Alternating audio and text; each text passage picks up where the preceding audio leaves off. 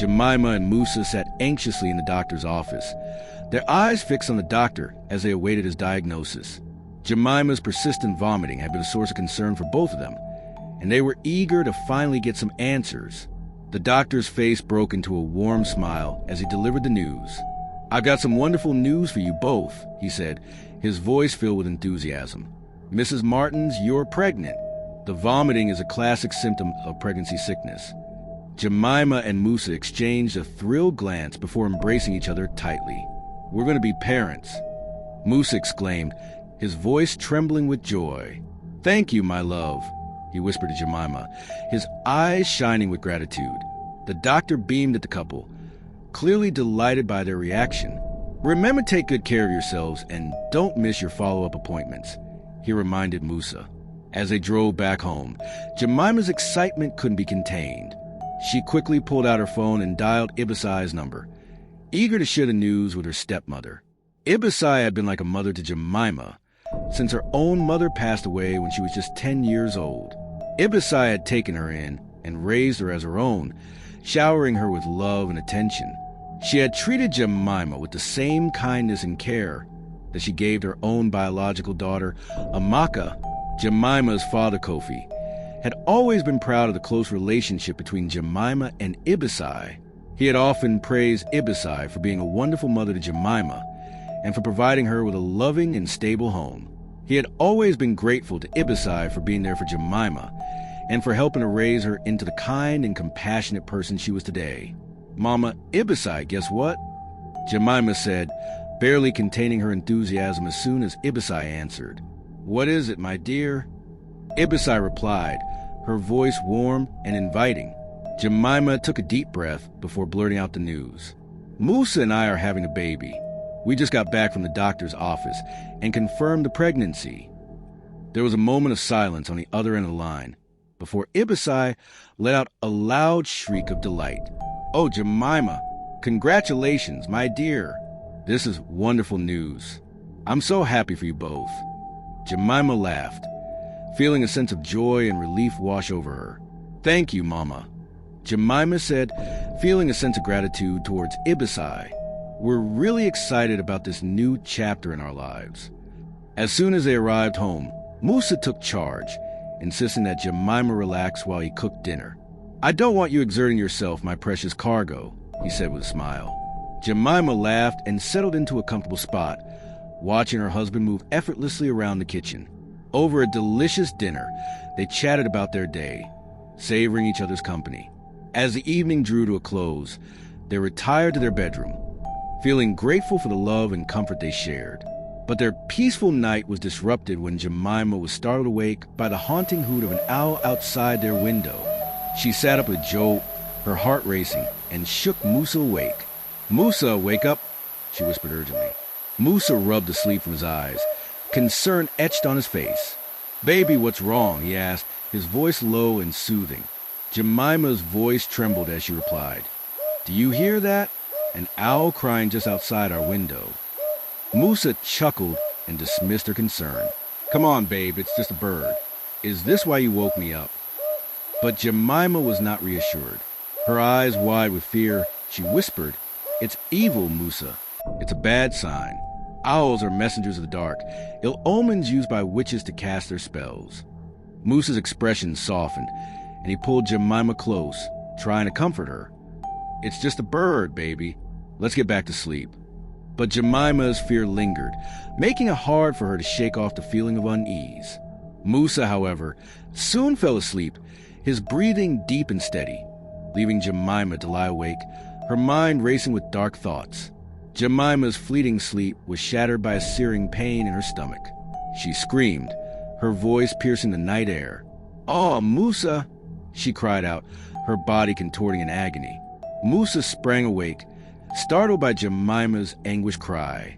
"What's wrong?" he asked, his voice laced with concern. Jemima's face was twisted in pain, and she couldn't speak. She pointed to her stomach, her eyes pleading for help. Musa's heart sank as he threw off the blankets, revealing a large red stain on the sheets. "Shit! Baby, you're bleeding!" he exclaimed, his voice trembling with fear. He quickly scooped up Jemima and rushed her to the car, speeding to the hospital with a sense of desperation. As soon as they arrived, the doctor attended to Jemima, while Musa paced anxiously outside, praying for the well-being of his wife and unborn child. "Doctor, how are they?" he asked, as soon as the doctor emerged from the examination room. The doctor's expression was somber, and he sighed deeply before delivering the devastating news. "Your wife is okay, but unfortunately, she's had a miscarriage." "I'm so sorry, Mr. Martins." Musa felt like he'd been punched in the gut. How could this be? Just hours ago, the doctor had assured them that everything was fine, and now their child was gone. Tears pricked at the corners of his eyes as he made his way to Jemima's room. Jemima lay in the bed, her face etched with grief. "Our child is gone," she sobbed, her body shaking with anguish. Musa's heart broke as he wrapped his arms around his wife, holding her close as they both mourned the loss of their unborn child. 2 days after her hospitalization, Jemima was discharged, and Musa was by her side to take her home. The days that followed were a blur of grief and sadness for the couple. Jemima's heart was heavy with the loss of their unborn child, and she couldn't shake off the feeling of emptiness. She eventually gathered the strength to call Mama Ibisai, her voice trembling as she shared the devastating news. "Mama, I lost a baby," she sobbed. Mama Ibisai was taken aback, her concern evident in her voice. "How? When? What happened?" she asked, her questions tumbling out in rapid succession. Jemima recounted the events of that fateful night, including the ominous hooting of the owl outside their window. Mama Ibisai listened attentively, her expression thoughtful. "Ah, my daughter, so you think it's because of that owl that you lost your child?" Mama Ibisai asked, her tone gentle. Jemima nodded, even though Mama Ibisai couldn't see her. "Yes, Mama. I should have prayed when I heard the owl. Maybe things would have been different." Mama Ibisai's response was reassuring. "I don't think so, my child. It was all in your head." But Jemima couldn't shake off the feeling that something sinister was at play. As the days passed, Jemima and Musa began trying for a baby again, but the same eerie pattern repeated itself. As soon as they discovered they were pregnant, they would share the news with excitement, only to be followed by the haunting hooting of an owl outside their window. And every time, Jemima would miscarry that same night.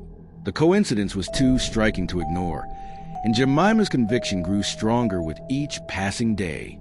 "This is undoubtedly witchcraft," she thought to herself, a sense of foreboding settling in the pit of her stomach.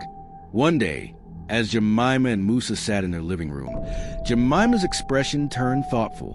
"Babe, I think we should seek spiritual help," she said, her voice filled with conviction. "Maybe we could visit a prophet or pastor to help us in prayers." Musa's initial silence was followed by a nod of agreement. "That's actually not a bad idea. We could go now, since we have nothing to do." The two of them stood up, a sense of hope renewed in their hearts. As they arrived at the church, they were greeted by the warm smile of Pastor Joshua. He was sitting alone in his office, surrounded by the comforting presence of his Bible. "Welcome, my children," he said, his eyes twinkling with kindness. Jemima and Musa smiled back, feeling a sense of peace wash over them as they sat down. Pastor Joshua's expression turned serious as he asked, "What brings you here today?" Jemima took a deep breath and began to narrate their story, sharing every detail of their struggles with miscarriage and the ominous presence of the owl. Pastor Joshua's expression grew increasingly somber, his eyes clouding with concern. As Jemima finished speaking, Pastor Joshua's face turned stern. "Please kneel. Let me pray for you both," he said, his voice filled with authority. Jemima and Musa obediently knelt, feeling a sense of humility and surrender. After several minutes of prayer, Pastor Joshua shook his head, his eyes locked on the couple. "It's not just an owl," he said, his voice low and serious. "Someone close to you is using it to spy on you." Jemima and Musa exchanged shocked glances, their minds racing with questions. "Who could it be, Pastor?" Musa asked, his voice laced with concern. Pastor Joshua's expression was enigmatic. "Time will reveal everything," he said, his words hanging in the air like a promise. Pastor Joshua's parting words echoed in their minds. "I want you next time to keep the news of your pregnancy to yourselves." Jemima and Musa nodded in agreement. Thanking the pastor for his wisdom, they left the church, determined to follow his advice. It wasn't long before they were expecting again. This time, they kept the news to themselves, sharing it with no one until their beautiful daughter was born. The two were overjoyed, and they began making plans for their families to visit and celebrate the new arrival. The day of the celebration arrived, and their families gathered at their home. The atmosphere was filled with laughter and joy as they welcomed their loved ones. Mama Ibisai beamed with pride as she hugged Jemima tightly. "My daughter, I'm so happy for you." "Congratulations," she exclaimed. Jemima smiled warmly, feeling grateful for her stepmother's love and support. Amaka, Jemima's stepsister, was also present, accompanied by her 2 children. However, Amaka's demeanor was far from celebratory. As the day wore on, Amaka approached Jemima with a hint of accusation in her voice. "Do you realize that not sharing your pregnancy news with the family means you're accusing us of witchcraft?" she asked, her eyes narrowing slightly. Jemima was taken aback by Amaka's words. "Why would you say that?" she replied, trying to defend herself. "We just decided to share the news after we welcomed our child." Amaka's expression remained skeptical, and she turned away without another word, leaving Jemima feeling lost and confused. "Is this how my family feels about this?" Jemima wondered, a pang of sadness settling in her heart. As the day drew to a close, the guests began to bid their farewells and head back to their homes. Jemima's father hugged her tightly, his eyes shining with happiness. "I'm happy for you, my child," he said, his voice filled with emotion. "I pray God protects you and your family."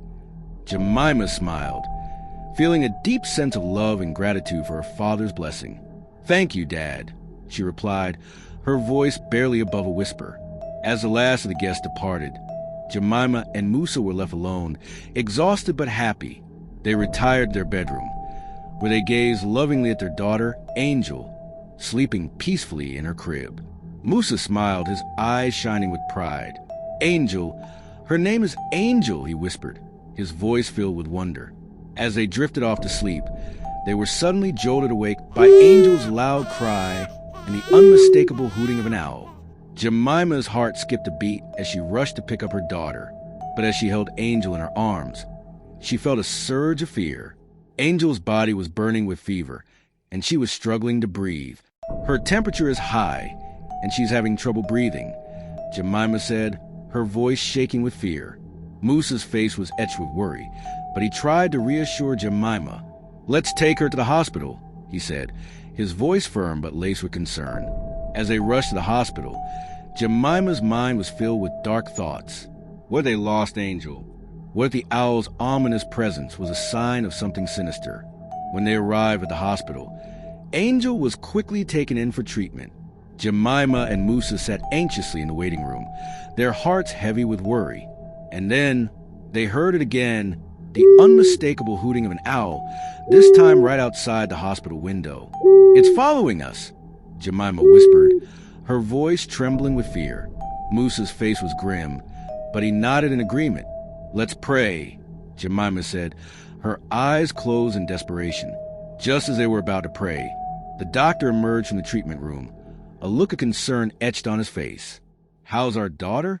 Jemima asked, her voice barely above a whisper. "Can we go see her?" The doctor's words hung in the air like a death sentence. "Mr. and Mrs. Martins, we tried all we could, but unfortunately we lost." Jemima's piercing cry cut off the doctor, her voice shattering the silence. No, my daughter," she wailed, her body shaking with grief. "Please wake her up, Musa, do something," she begged, her eyes wild with desperation. Musa stood frozen, the doctor's words echoing in his mind like a cruel mantra. "We tried all we could." He felt like he'd been punched in the gut, his breath knocked out of him. Tears streamed down his face as he stumbled backwards, collapsing into a chair. This couldn't be happening. Angel was barely a month old. The hooting of the owl continued, a haunting reminder of the tragedy that had unfolded. Jemima's grief turned to rage as she stormed outside, determined to confront the evil creature. She picked up a stone and aimed it at the owl, her hand shaking with fury. The owl fell from the window with a thud, its lifeless body lying on the ground. Musa rushed to Jemima's side, his voice barely above a whisper. "Babe, what have you done?" he asked, his eyes wide with shock. Jemima's face was twisted in grief and anger. "It killed my daughter," she spat, her tears falling like rain. "I'm going to burn it." Without hesitation, Musa handed her a lighter from his pocket. Jemima lit the owl's lifeless body on fire, watching with a mixture of sadness and satisfaction as the flames consumed the creature. The two sat in the hospital, unable to process the loss of their daughter. The silence between them was oppressive, heavy with grief and regret. They sat there, lost in their own thoughts, the only sound the soft crackling of the flames that had consumed the owl. Jemima's phone rang, shrill in the silence. She hesitated for a moment before answering, wondering who could be calling at such a late hour. Her father's voice was laced with urgency on the other end. "My daughter, come quickly. It's your mother." Before Jemima could ask any questions, her phone switched off, leaving her with more questions and answers. Musa's expression was concerned. "We should go there," he said. "They can help with Angel's burial." The two drove to Jemima's father's place in silence, their hearts heavy with grief. When they arrived, Kofi, Jemima's father, greeted them with a distraught expression. "Please come quickly," he urged, leading them to the bedroom where Ibisai lay. The scene that met them was horrific. Ibisai's body was burned, as if she'd been engulfed in flames. Jemima and Musa exchanged shocked glances, their minds struggling to comprehend what they were seeing. "She just started burning from nowhere," Kofi explained, his voice shaking with fear. "How does one burn without fire? Please, help me take her to the hospital." Jemima and Musa were frozen in shock, unsure what to do, but it was Ibisai's weak voice that shattered the silence. I'm sorry," she whispered, her eyes fixed on Jemima. "It was jealousy," Ibisai continued, her voice barely audible. "My daughter Maka has 2 kids and still not married. You have it all, Jemima. I wanted that for my daughter, not you." The room fell silent, with all eyes fixed on Ibisai. Jemima's expression was a mix of shock, horror, and sadness. "You burned me, that owl," Ibisai accused, her eyes locked on Jemima. "You killed me, Jemima." With those final words, Ibisai took her last breath, leaving the room in stunned silence. Jemima felt like she had been punched in the gut, her mind reeling with the revelation. She couldn't believe that her own stepmother had been behind the sinister events that had unfolded. Kofi's expression was one of confusion and shock. "What does she mean?" he asked, his voice shaking with emotion. Musa took a deep breath and explained everything, from the mysterious owl's appearances to the tragic loss of their daughter, Angel. Kofi listened, his eyes widening in horror as the truth dawned on him. He had been married to a witch all this time, and he had no idea. As the reality of Ibisai's actions sank in, Kofi felt a mix of emotions: shock, anger, and sadness. He couldn't believe that his wife had been capable of such evil. The days that followed were somber, as Jemima and Musa arranged for Angel's burial. They refused to take part in Ibisai's funeral, unable to forgive her for her heinous actions. As they grieved the loss of their daughter, Jemima and Musa found comfort in each other. They leaned on their faith, praying for strength and healing. Months passed, and their love and faith were rewarded with a new blessing, a set of twins, a boy and a girl. Overjoyed, Jemima and Musa decided to celebrate their arrival in church, praising God for his goodness. Kofi, who had been a source of support and comfort during their difficult times, was overjoyed for the young couple. He encouraged them to continue praying every day, knowing that their faith would see them through life's challenges. And so, Jemima and Musa lived happily with their twins, surrounded by love, faith, and the knowledge that they had overcome the darkest of times. Thank you for watching. Don't forget to like, comment, and subscribe. Stay tuned for our next story.